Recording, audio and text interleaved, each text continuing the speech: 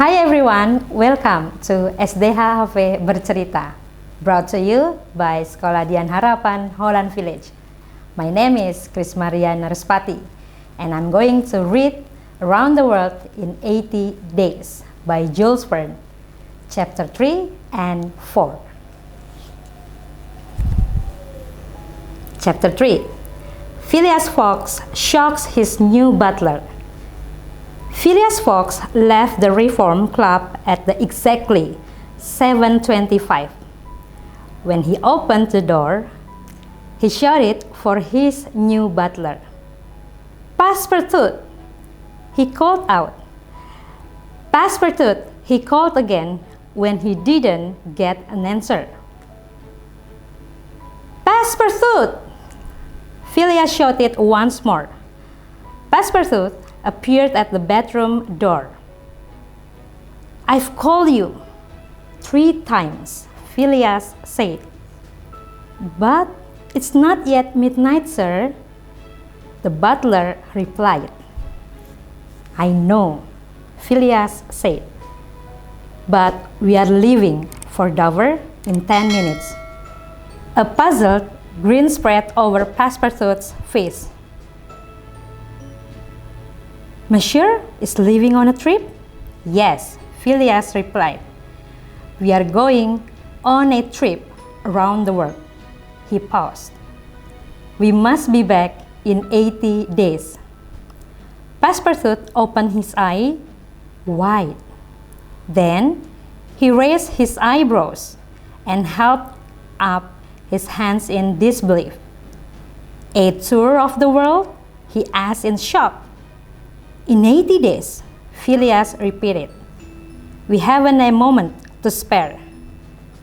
"But that's not enough time to pack your trunk, sir," Passepartout said. "We are not taking trunk, just carpet bags with 2 shirts and 3 pairs of socks each. We'll have to buy anything else we need along the way." Passepartout left the room feeling stunned. Carpet bags were so small. They barely had enough room for what one needed for an overnight trip around the world, he thought. And in 80 days, is the measure crazy? Passepartout had everything packed by 8 o'clock. He carefully shut the door to his room and went downstairs to where Phileas was waiting. Phileas carried 2 travel guides under his arm, one for the railways and one for the boats. He put both books and his wallet into the carpet bags Passepartout held out for him. "You haven't forgotten anything?" Phileas asked. "Not a thing, sir," Passepartout said. "My hat and my cloak?" Phileas asked. "Right here, sir." Passepartout handed them to him. Phileas took his hat and coat and handed his bag to his butler. "Now, be careful with my bag," he said. "There's 20,000 pounds in it." Passepartout was so shocked, and he nearly dropped the bag. The two went outside and stepped into a waiting cab. It took them directly to the railroad station. Once inside, Phileas bought the tickets. At 20 minutes before 9, Phileas and Passepartout found their seats in the first-class cabin. They had made it to train with 5 minutes to spare. Passepartout held on tightly to the carpet bag with Monsieur's money. He still couldn't quite believe what was happening. The train's whistle blew and they were off. Chapter 4. Introducing Detective Fix. The whirlwind trip had begun. In a mere 4 days of traveling, Passepartout and Phileas had already left Europe. They had traveled by train to Dover and then sailed to Paris from there. From Paris, they took a train to Turin, Italy. Another train carried them through Italy to Brindisi, where they boarded a steamer called the Mongolia. The Mongolia was due to arrive at Suez Canal on Wednesday, October 9, at exactly 7 o'clock in the morning. It was one of the fastest steamers that the Peninsular and Oriental Company owned. While the boat moved toward the Suez, two men walked up and down the canal.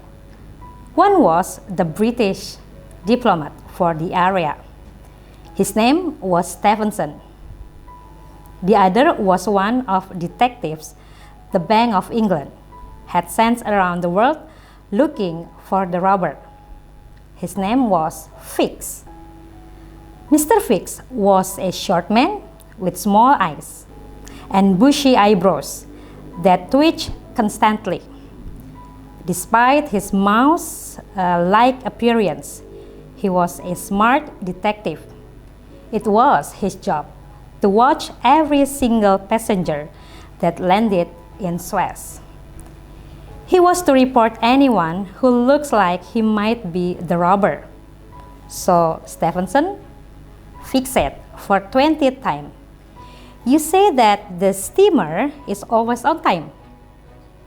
Mr. Stephenson sighed. Yes, Mr. Fix, that is correct. If anything, the Mongolia sometimes get here ahead of time.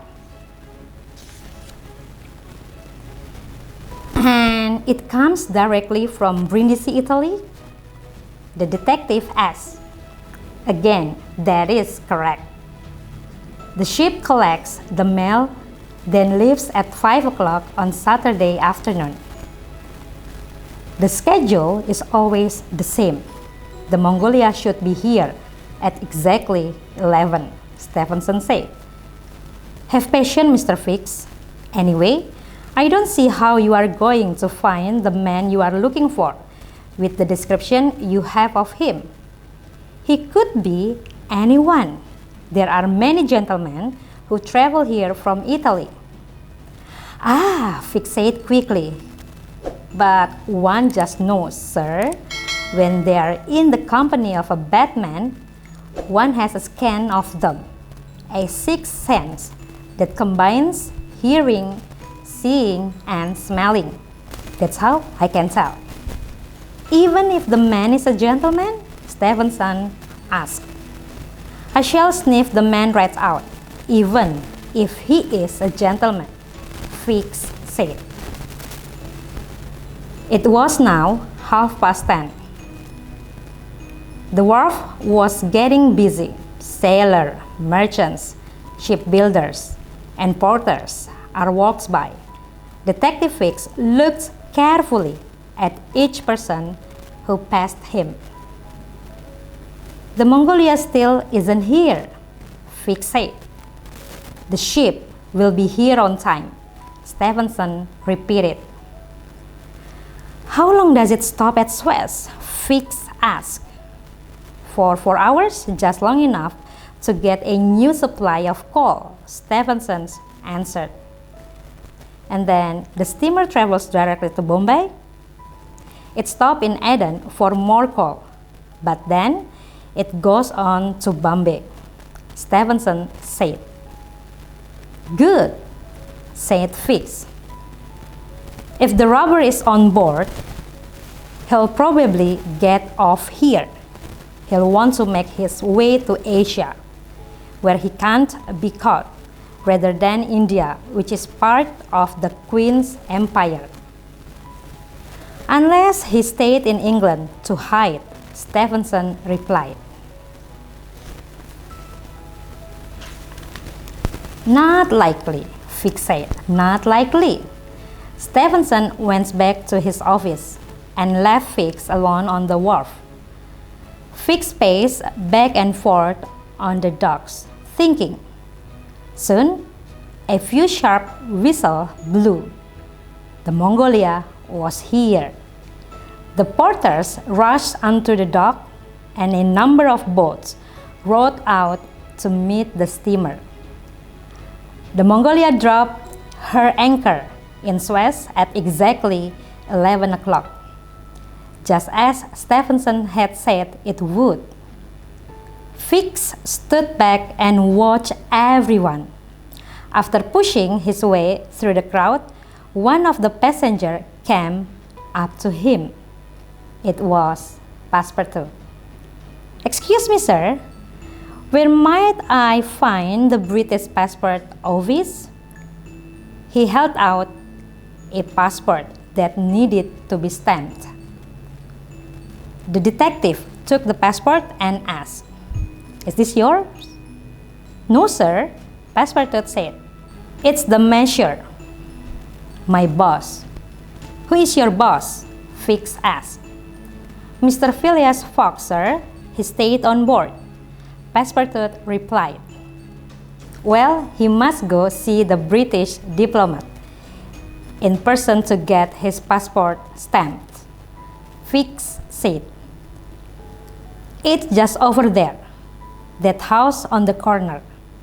"Thank you, sir." "He won't be happy about this at all." Passepartout pushed his way back through the crowds to tell Phileas that he had to visit the office himself. Fix too made his way to the corner house.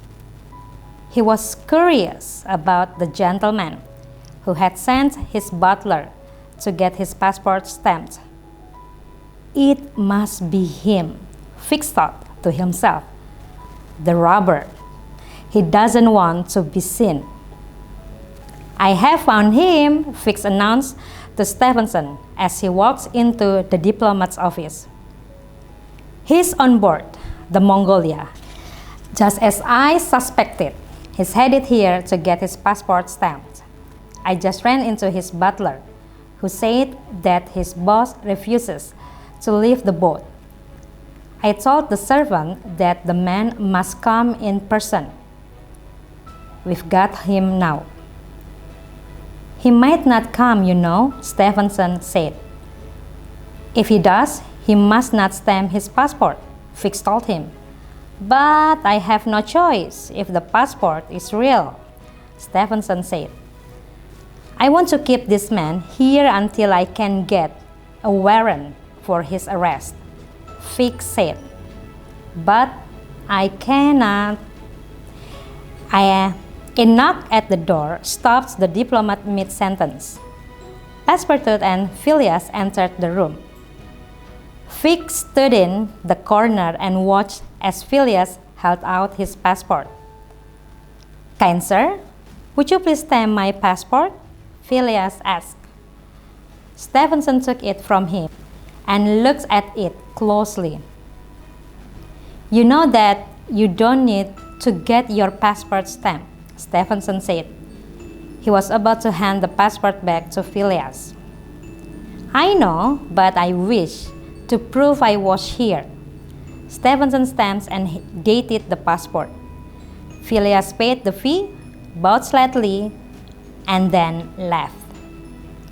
"Well," Fix said, "he looks and acts like a perfectly honest man," Stephenson said.